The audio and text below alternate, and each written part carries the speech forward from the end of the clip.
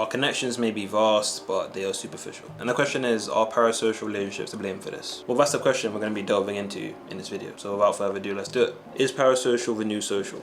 Okay, so let's talk about how parasocial relationships are reshaping our social lives and why they're so popular and what we can do about it. Okay, firstly, understanding parasocial relationships. So a parasocial relationship is any sort of, one-sided social relationship where the admiration and feelings on one end are not reciprocated on the other. And this is a concept that was first introduced by a sociologist by the name of Donald Horton and I think Richard Wall, if my notes are correct, back in the 1950s. And obviously due to the time, it mainly referred to interactions with television characters. So sorry to burst your bubble, none of your favorite content creators, including me, are your friends. And that's because we're family, That's my girl.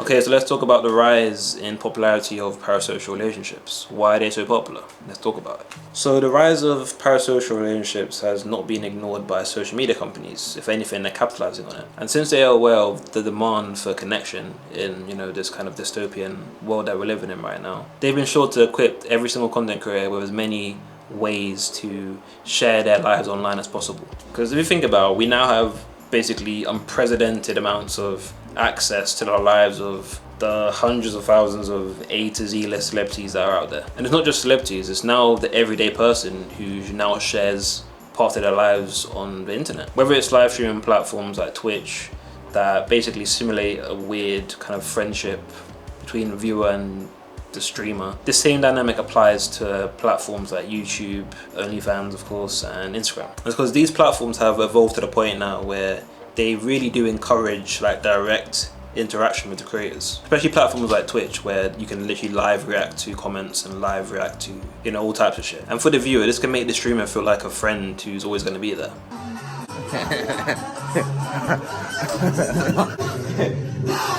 Okay, Kai's not dancing anymore, so I'm sitting down. Because you can see their highs, see their lows, and just see their regular day-to-day activities as well. And some people even share their most intimate moments on streaming platforms. And although it feels like you're right there with them as a viewer, you have to acknowledge that there is a barrier between the two. Because the truth is that these interactions are one-sided. Because you might know a lot about your favorite content creator, but they don't actually know that you exist.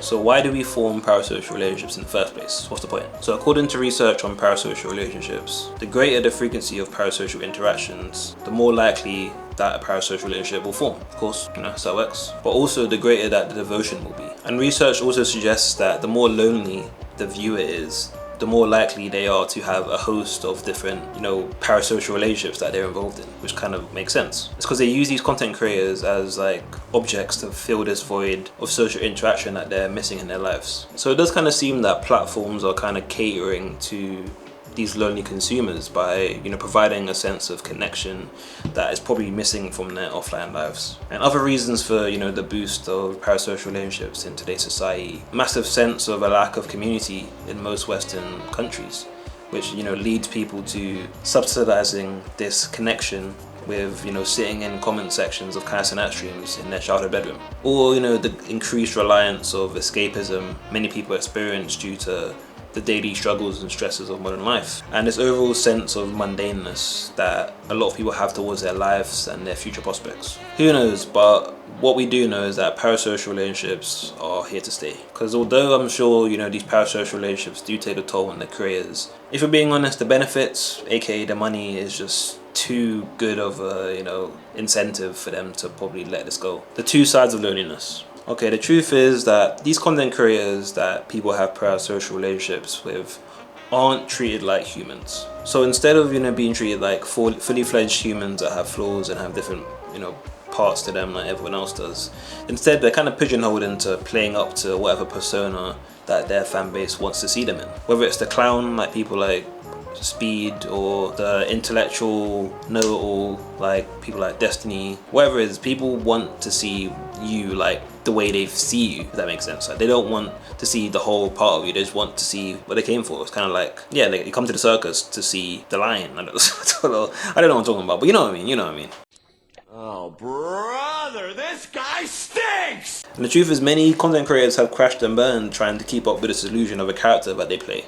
And all the interactions and exchanges are kind of filtered through that image that they try and keep up. So it completely takes the place of, the reality of the person behind the online entity. And it's why we see so many videos of people like just going up to their favorite creator with their phone in their hand, just recording them, kind of asking them to replicate their favorite viral moments. Say the line, Bart!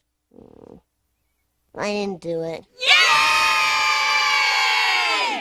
Like completely forgetting that this is a person that they're talking to, and they just kind of want the content. Very dystopian, very strange behavior. So is life becoming a spectator sport? Okay, let's be honest, the overwhelming amount of information available at the fingertips of basically every human on the planet with access to the internet anyway is something we don't often acknowledge. Because it's crazy if you think about it, it's actually insane. But this fact has created the fight for your attention every waking moment of each day. And this fact has created this constant fight for your attention. Like every waking second of every day, someone is fighting for your attention. Like even right now, you are giving me your attention instead of cleaning your room and taking the trash out like you said you would 2 days ago.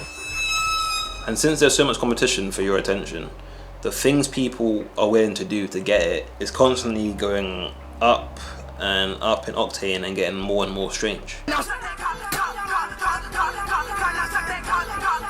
Like the constant need for creators to one up the last thing they did, and just our society's dependence on being updated on the ever-changing landscape of online opinion. People almost feel like they're obligated to give their attention to these public figures in order to kind of stay within the accepted tastes and opinions of the masses. Because let's be honest, if you're a young kid right now and you don't watch ISOSpeed and you don't watch Kansnat and you don't watch streamers, you are probably a bit of an outcast because most people around you are involved in that kind of stuff. Imagine being 12 and everyone in your class is talking about Skibidi Ray's toilet and you've never even seen that. Let's be honest, in today's world, the survival of your like social status often depends on how tapped in you are with the latest online events and if you have the right opinion on this month's viral topic. Because just how quickly a funny online joke goes from, you know, being funny to being cringe, a political or social stance can go from, you know, being acceptable to being a cancelable offence in the public court of opinion, also known as the board and bossy committee, also known as get a flipping job, also known as why do you care, also known as mind your own business.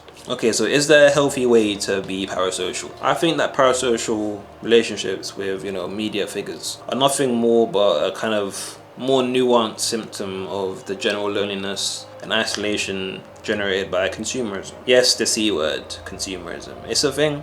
And it's right next to the other C word, capitalism. I know some people hate when, you know, you bring in these kind of terms, but they play a massive part in the world. It's a fact. And since the capitalist societies that most of us live in, which thrive off convincing us that happiness is, you know, only a purchase away, that doesn't seem to be going anywhere anytime soon, does it? And neither will the popularity of attaching yourself to your favorite online creator to escape your decrepit basement gargoyle lifestyle. So it's important to try and remain aware about how you engage in parasocial relationships, and you can do this by rooting yourself in reality as often as you can by reminding yourself that what you see online is a curated version of reality, and also by balancing your online and in-person connections, making sure that you prioritize the ones in real life, of course, and by respecting the boundaries of your favorite online persona. They deserve privacy, you know, unless they're doing some weird shit. And while I'm sure it's possible to, you know, find good long-term and lifelong friends in, you know, chats of streamers and shit, the typical viewer is most interested in expressing their feelings and thoughts and opinions to the streamer, not to, you know, a fellow grunt. Okay, so let's wrap this up. In conclusion, parasocial relationships, what do you think about them? Parasocial relationships are becoming a huge part of our social landscape. While they provide comfort and connection in the short term, it is essential to approach them with awareness and balance. So what do you think about parasocial relationships? And who are you in one with, by any chance? Me? You want in with me? We getting parasocial friends? Alright, don't forget to like the video, share it with your bestie, Westie, and subscribe. We literally have like 20 subs right now. Come on, let's get a little more parasocial in this bitch, okay? Alright? Is that right, guys? Alright, anyway. See you next time, weirdo.